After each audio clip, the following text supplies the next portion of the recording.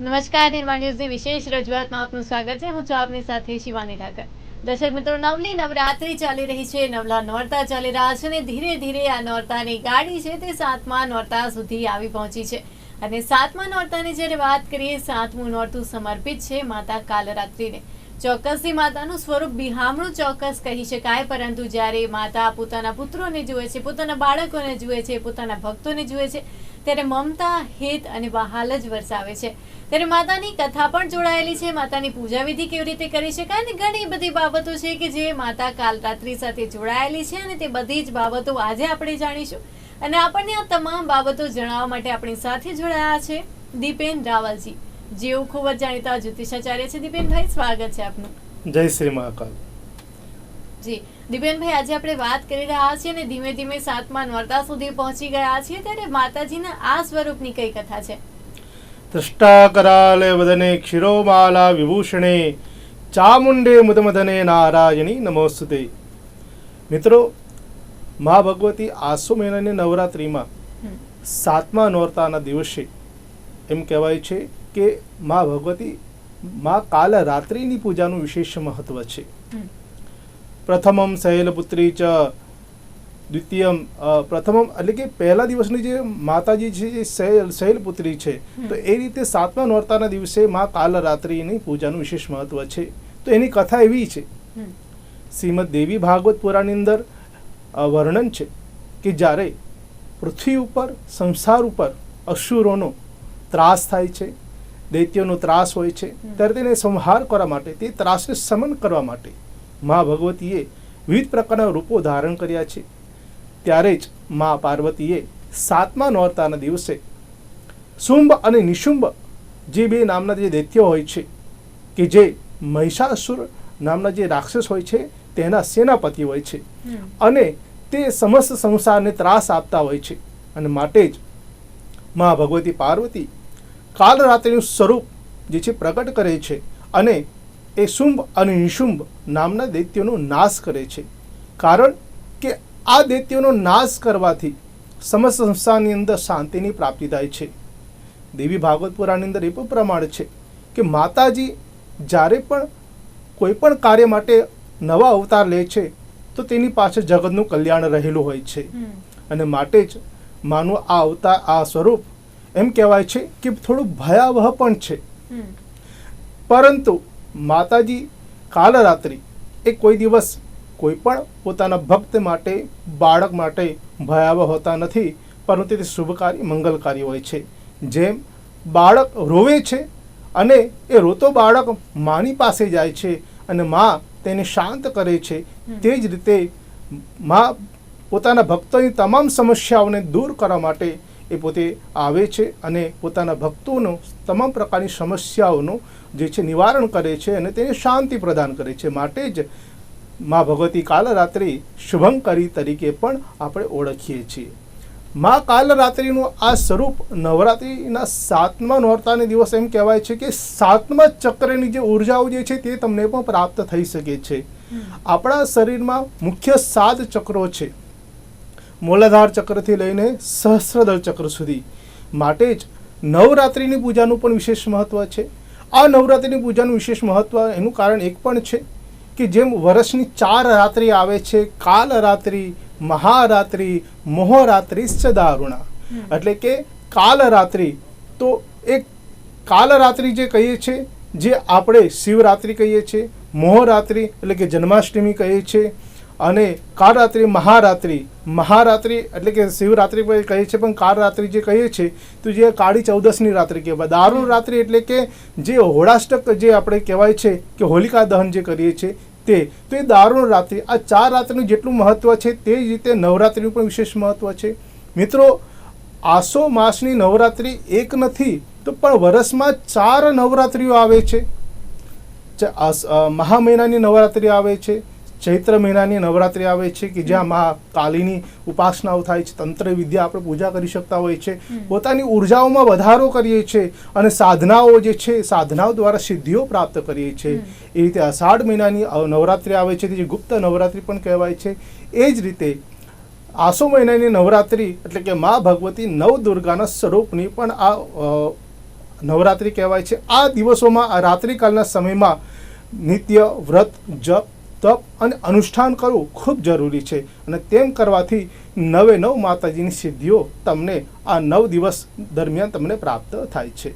અને માટે જ કાલ રાત્રિ માતાજીની પૂજાનું પણ એટલે કે 7મા નોરતાના દિવસે સાત્વિક વિચારો સાથે અને નિયમોનું પાલન સાથે જો કરવામાં આવે તો આ કાલ રાત્રિ માં ભગવતી તમને સારા વરની પણ પ્રાપ્તિ કરાવે છે, એટલે કે સારા વરદાન આપે છે અને તમારી મનોકામના પૂર્ણ કરે છે.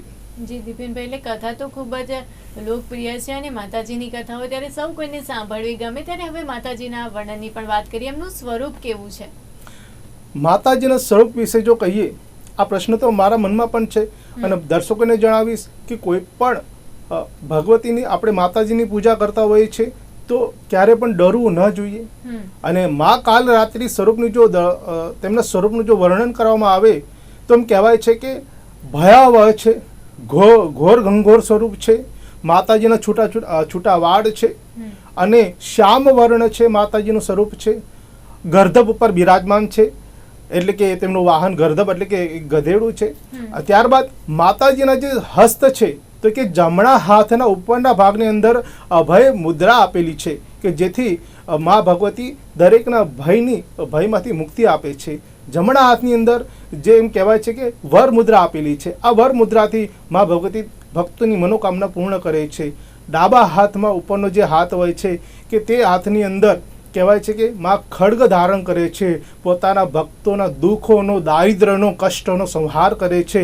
અને તે જ ડાબા હાથના ચોથા હાથની અંદર એમ કહેવાય છે કે વજ્ર ધારણ કર્યું છે. તો તમામ પ્રકારની સમસ્યાઓ છે, આધિ, વ્યાધિ, ઉપાધિ, મા ભગવતી કાલ રાત્રિ તે દૂર કરે છે. અને માટે જ તેમની નેત્ર વિશે જો વાત કરીએ તો ત્રિનેત્ર છે અને ત્રણેય નેત્ર વર્તુળ આકારમાં છે. જેમ પૃથ્વીનો આકાર છે ગોળ, તે રીતે વર્તુળ આકારમાં નેત્ર છે. માટે જ આ કાલ રાત્રિનું આ સ્વરૂપ, મા કાલ રાત્રિનું સ્વરૂપ ભયાવહ કહેવામાં આવે છે, પરંતુ ભયાવહ નથી, પરંતુ શુભકારી અને મંગલકારી છે. કારણ કે બાળક માટે તો મા કહેવાય ને માતા માટે બાળક ગમે તેવો હોય, પાપી હોય, પુણ્યશાળીઓ કે ગમે તેવો હોય, તેના માટે સંતાન તો એના માટે શુભકારી જ હોય છે. માટે જ મા ભગવતી સારા સ્વરૂપના દર્શન આપે છે અને તે દર્શનના શુભ ફળ અને શુભ લાભની ને સારા ફળની પ્રાપ્તિ કરાવે છે. જી દીપેનભાઈ, એને વર્ણન કર્યું આપે સ્વરૂપનું. અને આપણે 7મા નોરતાની પણ વાત કરીએ, કારણ કે અલગ અલગ નોરતા હોય માતાજી સાથે જોડાયેલા છે. એવી રીતે 7મું નોરતું છે, તો આ 7મા નોરતાનું કેટલું મહત્વ છે? જેમ નવરાત્રિને 9 રાત્રિઓ હોય છે અને એમ કહેવાય છે શાસ્ત્રની અંદર, દેવી ભાગવત મહાપુરાણની અંદર કહેવામાં આવે છે કે નવરાત્રિના દિવસોમાં 9 દિવસ માતાજીની ઉપાસના કરવી જોઈએ, અનુષ્ઠાન કરવું જોઈએ.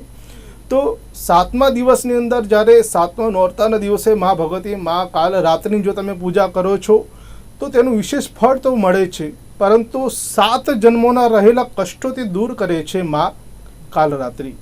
આ કાલરાત્રિ છે એટલે કે તંત્ર વિદ્યાની અંદર શક્તિઓ જે છે, તમારા ઉપાસનાની અંદર તમારે શક્તિઓ જાગૃત કરવી હોય તો મા ભગવતીની ઉપાસનાનું વિશેષ મહત્વ છે. મિત્રો, મા કાલરાત્રિનું વિશેષ મહત્વ એટલા માટે છે કે એ આજના દિવસે કાલરાત્રિની પૂજા જો દરેક સ્થળમાં, દરેક જગ્યામાં થશે, જેમ કે કલકત્તાની અંદર મા ભદ્રકાળીનું જે મંદિર છે ત્યાં થશે, ઉજ્જૈનની અંદર ગઢકાળી માતાજીનું મંદિર છે ત્યાં થશે. એટલે કે કહેવાનો મતલબ છે કે આપણા ગુજરાતની અંદર પાવાગઢ જે છે મા ભગવતીનું મૂળ સ્થાન છે ત્યાં પણ ઉપાસના થશે. એટલે કે આજના દિવસે તંત્ર શક્તિ ને ઉપાસના કરવા માટે, પોતાની રહેલી આંતરિક શક્તિ જે છે શાંત થઈ છે તેને જાગૃત કરવા માટે, સિદ્ધિઓ પ્રાપ્ત કરવા માટે આજના દિવસે કાલરાત્રિ પૂજાનું વિશેષ મહત્વ છે. અને આ પૂજાની અંદર જેટલી તમે પૂજા કરો, જેટલા મંત્રોના જાપ કરો, અનેક ગણા ફળની પ્રાપ્તિ કરાવે છે. મા કાલરાત્રિ માટે જ આજના દિવસે 9 દિવસ કરતાં પણ વિશેષ મહત્વ છે મા કાલરાત્રિનું. કારણ કે આજના દિવસે કરેલી પૂજાઓ 1 વર્ષ દરમિયાન સુધી તમને એક સારી ઉર્જાઓ પ્રાપ્ત થાય છે અને માતાજીની વિશેષ કૃપાઓ તમને મળે છે. જી દીપેનભાઈ, સાથે વાત કરીએ માતાજીની પૂજાની પણ, તો અલગ અલગ સ્વરૂપની પૂજા વિધિ હોય ને એ પણ બહુ ખાસ હોય છે. તો જ્યારે આપણે માતા કાલરાત્રિની વાત કરતા હોઈએ, પૂજા વિધિ શું છે? જ્યારે આપણે 9 દિવસ આપણે માતાજીની પૂજા કરતા હોઈએ છીએ તો આપણે ફક્ત સ્થાન તો એક જ રાખીએ છીએ, પરંતુ તેમના સ્વરૂપને આપણે બદલીએ છીએ. તો તમારે શું કરવું જોઈએ? તો તે દિવસે કેસરી રંગના કપડાં જે છે તમારે ધારણ કરવા જોઈએ અને તે કપડાં ધારણ કરીને તમારે કેસરી રંગના આસન ઉપર તમારે દર્ભનું કે ઊનનું આસન હોય તેમાં બિરાજમાન થઈ તમારી પાસે વિવિધ પ્રકારના જે દ્રવ્યો જે છે તે લેવા જોઈએ. માતાજીની પૂજા જ્યારે તમે કરી રહ્યા છો 3 વખત આચમન કરવું, પોતાના ભાગ્યમાં કપાળ પર તિલક કરવું અને સંકલ્પ કરવો કે મા ભગવતી નવદુર્ગાના સ્વરૂપની કૃપા પ્રાપ્ત કરવા માટે તિથિ, નક્ષત્ર, વાર, યોગ, કરણ આ બધા જે છે દિવસની જે પંચાંગ જે ઉચ્ચાર કરીને અને કહીએ પ્રાર્થના કરવાની કે હે મા કાલરાત્રિ, હું તમારી પૂજા કરી રહ્યો છું શ્રદ્ધા ભક્તિ ભાવથી, તો તમે મને આ ઉર્જા આપો અને આ સંકલ્પ સિદ્ધ કરાવો. એ પ્રમાણે જ્યારે સંકલ્પ કરતા હોય છે ત્યારબાદ માતાજીનું ધ્યાન, આવાહન, તેમને આસન માટે પુષ્પાર્પણ કરવું જોઈએ, તેમની પ્રતિષ્ઠા કરવી જોઈએ, પગ ધોવા માટે જલ અર્પણ કરવું જોઈએ, અર્ઘ્ય અર્પણ કરવું જોઈએ જેથી માતાજીને બળ મળે, આચમન કરાવવું જોઈએ, ત્યારબાદ તીર્થ જલથી સ્નાન કરાવવું જોઈએ અને પંચામૃત દૂધ, દહીં, ઘી, મધ અને સાકર પંચામૃત દ્વારા તેમને પૂજા કરવી જોઈએ, અભિષેક કરવો જોઈએ. ત્યારબાદ કહેવાય છે કે કાલ રાત્રિ છે એટલે કે રાત્રિ સૂક્ત નામના સ્તોત્રથી માતાજી ઉપર અભિષેક કરવો જોઈએ. ત્યારબાદ અભિષેક કર્યા બાદ માતાજીને શુદ્ધોદક કરીને સારા વસ્ત્ર તેમને અર્પણ કરવા જોઈએ, યજ્ઞોપવિત અર્પણ કરીને તેમને લાલ રંગનું કંકુ, હળદળિયું કંકુ જે છે તેનાથી પૂજા કરવી, ચોખા અર્પણ કરવા. ત્યારબાદ માતાજીને પુષ્પ અર્પણ કરવા. પુષ્પ કયા અર્પણ કરશો? તો જાંબલી પુષ્પ હોય કે રાત રાણીના પુષ્પ હોય તે માતાજીને અતિ પ્રિય છે તે અર્પણ કરવા. ત્યારબાદ સૌભાગ્ય દ્રવ્ય છે અબીલ, ગુલાલ, સિંદૂર, હળદર અર્પણ કરો. ધૂપ, દીપ અને નૈવેદ્ય, તો નૈવેદ્ય તમે અર્પણ કરી શકો છો. માતાજીને જે નૈવેદ્ય અર્પણ કરવામાં આવે છે તે ગુળનું નૈવેદ્ય અર્પણ કરવામાં આવે છે, માતાજીને તે બહુ જ પ્રિય છે. ત્યારબાદ વાત કરીએ તો માતાજીને ફળ અર્પણ કરવાનું હોય છે. જે ફળ છે તે ચીકુનું ફળ જે છે તે માતાજીને પ્રિય છે તે ફળ અર્પણ કરવું જોઈએ.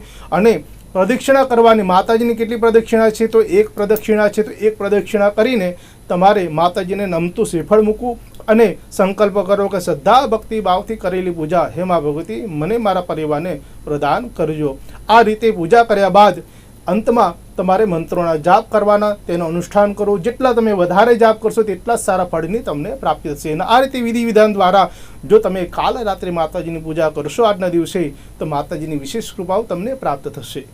જી દીપેનભાઈ, અને આપે કહ્યું કે મંત્ર જાપ કરવાના, તો કયા કયા મંત્રોના જાપ છે કે જે માતા કાલરાત્રિ માટે કરી શકાય? મા ભગવતી કાલ રાત્રિની વિશેષ કૃપા પ્રાપ્ત કરવા માટે બની શકે તો ઓમ એમ હ્રીમ ક્લીમ કાલ રાત્રિએ નમઃ આ મંત્રોનો જાપ અવશ્ય કરવો જોઈએ. જો વિશેષ કૃપા પ્રાપ્ત કરવી હોય તો લાંબા મંત્રો જે છે, મોટા મંત્રોનો જો તમે જાપ કરો તો વિશેષ ફળ મળે. યા દેવી સર્વભૂતેષુ કાલ રાત્રિ રૂપેણ સંસિતા નમસ્તસ્ય નમસ્તસ્ય નમસ્તસ્ય નમો નમઃ આ મંત્રોનો જાપ કરવો. અને આ મંત્રના જાપ જે છે માતાજીને અર્પણ કરવા, કારણ કે શાસ્ત્રમાં કહ્યું છે તેરા તુજકો અર્પણ ક્યાં લાગે મેરા. તો આ મંત્રોના જાપ માતાજીને અર્પણ કરવાથી તમને સારી ઉર્જાઓની પ્રાપ્તિ થશે અને આવનાર સમય તમારા માટે શુભકારી મંગલકારી રહેશે. જી દીપેનભાઈ, અને કેટલી વખત કરી શકાય આ મંત્રોના જાપ? જ્યારે આ મંત્રોના જાપ કરવા હોય તો એની એક સંખ્યા છે. 27 વખત મંત્રોના જાપ કરી શકો છો, 54 વાર તમે જાપ કરી શકો છો, 108 એટલે કે એક માળા તમે કરી શકો છો. એક માળાથી વિશેષ આગળ વધીએ તો 3 માળા કરી શકો છો, 5 માળા કરી શકો છો, 11 માળા કરી શકો છો, 24 માળા કરી શકો છો. જે રીતે જેટલો તમારી પાસે સમય છે, જેટલી શારીરિક ઉર્જાઓ છે, શરીરને થાક ન લાગે, શ્રમ ન લાગે એ પ્રમાણે તમે મંત્રો જાપ કરી શકો છો. વધારે મંત્રો જાપ કરો તો વિશેષ ફળની પ્રાપ્તિ થાય. બની શકે તો ઓછામાં ઓછી 11 માળા તો અવશ્ય કરવી જોઈએ અને વધારે મેક્સિમમ જો વધારે માળા કરો તો તમે 54 માળા અવશ્ય કરો, જેથી તમને વિશેષ ફળની તમને પ્રાપ્તિ થાય.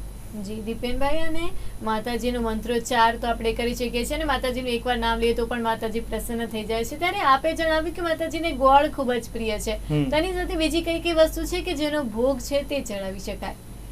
માતાજીને જ્યારે કોઈ પણ ભોગ અર્પણ કરવો હોય તો ગોળ તો આપણે અર્પણ તો કરીએ છીએ, પરંતુ જ્યારે ગોળમાંથી બનેલી વસ્તુઓ હોય કે જેમ કે ગોળના લાડુ, ઘઉં અને ઘી અને ગોળ, આ ત્રણેય વસ્તુમાંથી બનેલું જે લાડુ હોય છે માતાજીને પણ બહુ જ પ્રિય છે. તે અર્પણ કરવાથી વિશેષ ફળની પ્રાપ્તિ થાય છે. સાથે સાથે જો તમારે વિવિધ પ્રકારનો જો તમારે નૈવેદ્ય માતાજીને અર્પણ કરવો હોય તો જે દૂધનો બનેલો હલવો હોય છે તે પણ માતાજીને અર્પણ કરી શકાય. અને આ નૈવેદ્ય છે માતાજીને બહુ જ પ્રિય છે. અને જ્યારે યાદ રાખજો કે જ્યારે માતાજીને નૈવેદ્ય અર્પણ કરો છો તો નૈવેદ્યની નીચે જે કે તમે પાત્ર રાખો, તો તાંબાનું પાત્ર હોય, કાંસાનું પાત્ર હોય કે પિત્તળનું હોય, તો તે પાત્ર જે છે તે તમે ધાતુનું તમે સાધનનો ઉપયોગ કરી શકો છો. અને તેની અંદર એક કપૂરી પાન મૂકવું, કપૂરી પાનની ઉપર તમારે નૈવેદ્ય મૂકીને માતાજીને અર્પણ કરવું. અને આમ કરવાથી તમને વિશેષ કૃપાની તમને પ્રાપ્તિ થશે.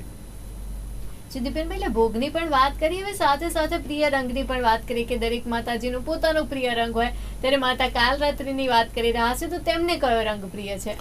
જ્યારે મહાકાલરાત્રિની તમે પૂજા કરી રહ્યા છો તો વિશેષ એ છે કે તમારે કયા પ્રકારની તમને ઉર્જાઓ પ્રાપ્ત કરવી છે. પરંતુ મા ભગવતી કાલરાત્રિની જ્યારે તમે પૂજા કરો છો તો કેસરી રંગને વધારે મહત્વ આપવું જોઈએ. યસ, કેસરી રંગના જો તમે વસ્ત્રો ધારણ કરો છો તો તમને સારી ઉર્જાઓ મળશે, સાત્વિક વિચારો તમને પ્રાપ્ત થશે, મન તમારું પવિત્ર રહેશે. અને કહેવાય છે કે ભાઈ ઉર્જાઓ જે છે ને તે સ્ટોર થશે, એટલે કે કેન્દ્રિત થશે. એક કુંજ હોય છે કે જે આપણા જીવનની અંદર કે જે સમયમાં આપણે માતાજીની કે આપણા ઈષ્ટદેવની કે કોઈ પણ દેવી દેવતાની પૂજા કરતા હોય છે, તે ઉર્જાઓ તે કુંજની અંદર સ્થિર થાય છે. હા, તો દરેક વ્યક્તિને પોતાનો શક્તિકુંજ હોય છે. એ શક્તિકુંજની અંદર જ્યારે શક્તિ એકત્રિત થાય છે અને જ્યારે આપણા જીવનમાં સમસ્યા આવે છે ત્યારે એ જ ઉર્જામાંથી આપણા ઈષ્ટદેવ કે કુલદેવી હોય તે આપણી રક્ષા કરતા હોય છે. માટે જ આ કેસરી રંગને વધારે મહત્વ આપવાથી તમને સારી ઉર્જાઓ મળશે અને દિવસ તમારા માટે શુભકારી રહેશે. અને આવનાર વર્ષ તમારા ધંધા, વ્યાપાર, કાર્યક્ષેત્રમાં, તમારા બાળકોના વિદ્યાભ્યાસની અંદર, પરિવારની અંદર સુખ શાંતિમાં પણ વધારો તમને પ્રાપ્તિ થશે. જી, અને ચોક્કસથી જ્યારે દીપેનભાઈ આપણે વાત કરતા હોઈએ માતાજીના સ્વરૂપની, કથાની, ત્યારે દરેક સ્વરૂપ હોય એની આપણે પૂજા કરીએ તો અલગ અલગ ફળની પ્રાપ્તિ થાય. તો પહેલેથી એવું ચાલી આવ્યું છે. ત્યારે માતાજીની વાત કરી રહ્યા છીએ, કાલરાત્રિમાંની વાત કરી રહ્યા છીએ, ત્યારે તેમની જ્યારે આપણે પૂજા અર્ચના કરીએ છીએ તો કયા વરદાન મળે છે, કયા ફળની પ્રાપ્તિ થાય છે? મહાકાલરાત્રિની જ્યારે આપણે પૂજા કરતા હોઈએ છીએ તો દરેકના મનની અંદર એક પ્રશ્ન તો હોય છે કે માતાજીની પૂજા કરું તો મને ઘણા બધા રૂપિયા મળે, મનની શાંતિ મળે, સંતાનની પ્રાપ્તિ મળે. પરંતુ મહાકાલરાત્રિની જ્યારે તમે પૂજા કરો છો તો તમને સૌપ્રથમ એક તો ભયમાંથી મુક્તિ મળે છે. તમે નિર્ભય બનો છો, નીડર બનો છો, સાહસી બનો છો. જે બાળકો ડરપોકો હોય કે જે અંધારાથી બીક લાગતી હોય કે કોઈ વ્યક્તિથી બીક લાગતી હોય તો તેવા વ્યક્તિઓએ, તેવા જાતકોએ મા કાલરાત્રિની પૂજા કરવી જોઈએ. અને તેમ પૂજા કરવાથી, અથવા માતા પિતા પૂજા કરી રહ્યા છે તો બાળકોને સાથે રાખીને પૂજા કરવાથી તેમને નિર્ભયતાની પ્રાપ્તિ થાય છે. કોઈ પણ જીવનની અંદર સાહસ વગર જે છે તમને કંઈ પણ ફળની પ્રાપ્તિ નહીં થાય. અને સાહસ કરવા માટે બળની અવશ્ય જરૂર હોય છે. જ્યારે પણ તમે સાહસ સાથે આગળ વધો છો, નિર્ભય સાથે તમે આગળ વધો છો તો તમને માતાજીની વિશેષ કૃપા તો મળે છે. એ જ તમારા જીવનને એક શુભ ફળની તમને પ્રાપ્તિ થાય છે. માટે જ નવરાત્રિમાં મા કાલરાત્રિની અંદર કાલરાત્રિની પૂજા કરવામાં આવે 7મા નોરતાના દિવસે તો તમે આ ફળની તમને પ્રાપ્તિ થશે. તમને સારા વરદાન મળશે, અભય વરદાનની પ્રાપ્તિ થશે અને તમારું જીવન મંગલકારી, શુભકારી તમને પ્રાપ્ત થશે. દીપેનભાઈ, અને ઘણી બધી વખત એવું હોય કે અમુક ગ્રહ હોય તે આપણને નડતા હોય ત્યારે કહેવામાં આવે કે જો આ ગ્રહ નડતા હોય તો આ માતાજીની પૂજા કરો. તો જ્યારે માતા કાલરાત્રિની આપણે વાત કરી રહ્યા છીએ ત્યારે પણ એવું કહેવામાં આવે છે કે એક ગ્રહ છે કે જેની શાંતિ કરવા માટે, તેની જે પનોતી હોય તેને ઓછી કરવા માટે માતા કાલરાત્રિની પૂજા થાય છે. તમે ખૂબ જ પ્રશ્ન ઉત્તમ કર્યો છે. કારણ કે દેવી ભાગવતની અંદર પ્રમાણ આપેલું છે કે જ્યારે તમે મા ભગવતી કાલરાત્રિની 7મા નોરતાના દિવસે જો તમે પૂજા કરી રહ્યા છો તો તમને શનિદેવના બંધનમાંથી કે તેમના પીડામાંથી તમને રાહત મળશે. કારણ કે તે દિવસે મા ભગવતી કાલરાત્રિ શનિદેવનું એમ કહેવાય કે પ્રતિનિધિત્વ કરે છે. અને માટે જ તેમની પૂજા કરવાથી જો તમારા જીવનની અંદર શનિની 2.5 વર્ષની પનોતી ચાલતી હોય કે શનિની 7.5 ચાલતી હોય તેમાં તમને રાહત મળશે. તેમાં તમને એક સારી ઉર્જાઓ મળશે, જેથી તમારા જીવનમાં ખૂબ સારી પ્રગતિ તમને પ્રાપ્ત થશે. તમારા જીવનમાં કોઈ પણ પ્રકારના વિઘ્નો કે કાર્યમાં અડચણો નહીં આવે અને તમે સારી રીતે, સારા સમયમાં, સારા મનથી તમે સારા કાર્યો કરી શકશો ને જેથી તમને સારા ફળની, સારા લાભની પ્રાપ્તિ થાય. માટે જ દેવી ભાગવતની અંદર જ્યારે તમે શનિદેવની પૂજા કરો છો તો કાલરાત્રિની પૂજા અવશ્ય કરવી જોઈએ. કારણ કે કાલરાત્રિ છે, કાલરાત્રિ માતાજીનું સ્વરૂપ જે ભયાવહ છે, તેમનો રંગ શ્યામ છે અને માટે જ એમ કહેવાય છે કે તેમની પૂજા કરવાથી શનિદેવની કૃપા તમને પ્રાપ્ત થશે. જે દીપેનભાઈ, અને સાથે સાથે જ અમુક નિયમો પણ હોય છે જે ઘણા લોકોને નથી ખબર હોતી કે જ્યારે નવરાત્રી હોય, માતાજીની પૂજા આપણે કરી રહ્યા હોઈએ તો અમુક નિયમો પાડવાના પણ હોય છે. ઘણી બધી વખત ધ્યાન નથી જતું અને અજાણ્યા જ કોઈ ભૂલ થઈ જતી હોય છે. ત્યારે આપ જણાવશો કે એવા કયા કયા નિયમો છે કે જે પાડવા જોઈએ? જ્યારે 7મા નોરતાના દિવસે મા ભગવતી કાલ રાત્રે જો તમે આજના દિવસે જે તમે પૂજા કરો છો તો આજના દિવસે બની શકે તો લસણ ડુંગળી વગરનું ભોજન જો તમે ગ્રહણ કરો, એક ટાઈમ તમે ભોજન કરો અને એક સમય તમે ઉપવાસ કરો. ઉપવાસની અંદર શું કહ્યું છે? ફળનો આહાર લેવો. જો તમે એમ રાખો છો કે ભાઈ મારે આજે કંઈ જ ભોજન લેવું નથી, અન્નનો દાણો નથી લેવો, તો તમે જલ દ્વારા તમે ઉપવાસ કરી શકો છો, તમે વ્રત કરી શકો છો. ત્યારબાદ લાગે છે કે શારીરિક પીડાઓ તમને થઈ રહી છે તો તમે ફળનો આહાર લઈ શકો છો, દૂધનો આહાર લઈ શકો છો, અને એમ કરવાથી તમે એક વ્રત કરી શકો છો. નિયમો ઘણા બધા છે. નિયમને એની અંદર છે કે બ્રહ્મચાર્યનું પાલન કરવું જોઈએ, મનની અંદર પવિત્રતા રાખવી જોઈએ, શરીરમાં શુદ્ધતા રાખવી જોઈએ, કોઈને સ્પર્શ ન કરવો જોઈએ. બની શકે તો આ દિવસો દરમિયાન કોઈને તમારે હાથ પણ મિલાવવો ન જોઈએ, શરીરનો સ્પર્શ ન થવો જોઈએ. જમીન ઉપર બની શકે તો એક ચાદર હોય કે ચટ્ટે હોય કે દર્ભનું આસન હોય તે પાથરીને તેની પર સૂવું જોઈએ. ત્યારબાદ જે પવિત્ર મન છે એટલે કે જ્યારે પણ તમે સ્નાન કરો છો તે પાત્રની જે ટબ હોય તમારા ત્યાં ગંગાજળ અને ગૌમૂત્ર જે છે તે મિક્સ કરીને તમે તેનું સ્નાન કરી શકો, જેથી તમને પવિત્રતાની પ્રાપ્તિ થશે. તમને અંદરથી તમે પવિત્ર થશો પણ બહારથી પણ તમે પવિત્ર બનશો, જેથી તમારા જીવનમાં શુદ્ધ વિચારો આવશે. ત્યારબાદ નિયમની અંદર એ છે કે જ્યારે પણ ક્રોધ કરવો નહીં, કારણ કે ક્રોધો હિ શત્રુ પ્રથમો નરાણામ. આપણા જીવનમાં જો આપણો મોટો કોઈ શત્રુ હોય છે તો એ ક્રોધ હોય છે. માટે તે દિવસોમાં, આજના દિવસોમાં જ્યારે પણ તમે કોઈ પણ પ્રકારની પૂજા કરી રહ્યા હો તો ક્રોધ કરવો નહીં, મનને શાંત રાખો. બની શકે તો ક્રોધ આવે તો તેને ધ્યાન ન આપવું જોઈએ, તમે તમારા કામની અંદર વ્યસ્ત રહો, જેથી તમને સારા લાભ મળે. અને વાત કરીએ તો નિયમોની અંદર તે જે છે તમે જે માતાજી કાલરાત્રિની પૂજા કરો છો, કાલરાત્રિજીની, તો તમે એક સુંદર આસન જ રાખશો, કેસરી રંગનું આસન, દર્ભનું આસન, અથવા તમારું જે કે નિત્ય આસન હોય લાલ કલરનું ઊનનું આસન, તો એ આસન ઉપર જ બેસીને પૂજા કરજો અને એ આસન તમારી પાસે રાખજો, કોઈને આસન આપશો નહીં. તો આવા બધા ઘણા બધા નિયમો છે, તેના નિયમોનું પાલન કરીને આગળ વધશો તો તમને સારા લાભની પ્રાપ્તિ થશે. દીપેનભાઈ, ઘણા બધા નિયમો પણ છે, તેનું પાલન કરી અને આગળ વધ્યા. ને સાથે સાથે દીપેનભાઈ જ્યારે પણ માતાજીની વાત કરતા હોય, એ ઉપાય હોય માતાજીને પ્રસન્ન કરવાના, ત્યારે માં કાલરાત્રિને પ્રસન્ન કરવાનો મહા ઉપાય શું છે? જ્યારે મહા નવરાત્રિની અંદર એટલે કે આસો મહિનાની આ મહાનવરાત્રિ જે છે, જેમાં 7મા નોરતાના આજના દિવસે કાલરાત્રિ માતાજીની જો વિશેષ કૃપા પ્રાપ્તિ કર્યો હોય તો દુર્ગા સપ્તશતીનો પાઠ અવશ્ય કરવો જોઈએ. જો તમે એ ન કરી શકો તો વિદ્વાન બ્રાહ્મણોને બોલાવી તમે ઘરે માતાજીના સમક્ષ તે તમે ચંડી પાઠ કરાવી શકો છો. ત્યારબાદ જો તમને પૂજા અર્ચના નથી ભાવતી તો તમે ભૂદેવને બોલાવો, પૂજા અર્ચના કરાવડાવો તેમના દ્વારા, તે મંત્ર બોલશે ને તમારે પૂજા કરવાની. અને ત્યારબાદ દુર્ગા સપ્તશતીનો પાઠ તમે બ્રાહ્મણ દ્વારા કરાવો. વિશેષમાં એ છે કે વિશેષ જો તમારે ફળની પ્રાપ્તિ કરવી હોય તો ઓમ એમ હ્રીમ ક્લીમ કાલરાત્રે નમઃ આ મંત્ર દ્વારા સંપુટિત દુર્ગા સપ્તશતીનો પાઠ કરાવો. એટલે કે એક દુર્ગા સપ્તશતીની પાઠની અંદર 700 મંત્ર આવે છે. જ્યારે સંપુટિત કરાવો છો એટલે 7 તરી એટલે કે 3 ગુણ્યા 7 એટલે કે 7 તરી 21 મંત્ર થાય છે. ત્યારે 21 મંત્રના જ્યારે પાઠ જે થાય છે તો તેમની વિશેષ કૃપા તમને પ્રાપ્ત થશે અને મા કાલરાત્રિની જલ્દીથી તમને કૃપાઓ મળે, તમારી મનોકામના પૂર્ણ થાય, તમને સારા લાભ મળે, પરિવારમાં આનંદ વર્તાય અને આવનાર વર્ષ આપના માટે શુભકારી મંગલકારી બને. જે દીપેનબેન, આપે જે પાઠની વાત કરી, બ્રાહ્મણોને બોલાવીને તો કરી શકાય, પરંતુ જો કોઈ ભક્તને ઘરે એ પાઠ કરવા હોય તો શું તે લોકો કરી શકે? કારણ કે સંસ્કૃત શબ્દ જે છે, સંસ્કૃત ભાષા જે છે ને એ માતૃભાષા છે. આ ભાષાની અંદર એમ કહેવાય છે કે શબ્દ જે છે એમાં કદાચ ફેરફાર થાય તો એનો અર્થ અને અનર્થ થઈ જાય છે. જેમાં દેવી કવચની અંદર એક સૂક્તિ છે, શ્લોક છે કે ભાર્યામ રક્ષતુ ભૈરવી, બરાબર છે. તો એ શબ્દ જે છે તે શુભકારી છે, પરંતુ ભાર્યામ ભક્ષતુ ભૈરવી થઈ જશે તો એ મંત્રનો જે છે અનર્થ થઈ જશે. તો એના માટે બ્રાહ્મણ જે છે જ્ઞાતા હોય છે. કારણ શા માટે કે પાઠશાળામાં ભણેલા હોય છે, વિદ્વાન હોય છે, અનુભવી હોય છે, માટે જ બ્રાહ્મણ દ્વારા પાઠ કરાવવો જોઈએ. અને તેમ કરવાથી તમને વિશેષ ફળની પ્રાપ્તિ થશે. કારણ કે બ્રાહ્મણ જે છે એ ભગવાનના મુખમાંથી ઉત્પન્ન થયેલા છે અને એક મંત્ર અને એક પાઠ જે તમે કરાવો છો તો વિશેષ ફળની તમને પ્રાપ્તિ થાય છે. જી દીપેનભાઈ, એટલે ખાસ ધ્યાન રાખવાની જરૂરિયાત છે, કારણ કે ઘણા બધા મંત્રો હોય અને અર્થનું અનર્થ થઈ શકે છે. ત્યારે ખાસ કરીને જો તમારે કરવા હોય તો ખૂબ જ ધ્યાન રાખવું અને બ્રાહ્મણોને બોલાવીને પણ તે પાઠ કરાવી શકો છો. ત્યારે દીપેનભાઈ, આપ અમારી સાથે જોડાયા હતા, આટલી જ્ઞાનસભર વાતો કહી તે બદલ આપનો ખૂબ ખૂબ આભાર. જય કાલરાત્રી. ત્યારે દર્શક મિત્રો, દીપેનભાઈએ તો ઘણી બધી વાત કરી અને આપણે પણ માતાજીના સ્વરૂપ વિશે ઘણી બધી વાતો જાણી, માતાજીને શું પ્રિય છે, કેવી રીતે પૂજા વિધિ થાય, તે તમામ બાબતો જાણી. અને આવતીકાલે ફરી મળીશું માતાજીના 8મા સ્વરૂપની વાતો સાથે, માતાજીના 8મા સ્વરૂપના મહત્વ સાથે. ત્યાં સુધી મને આપશો રજા. નમસ્કાર.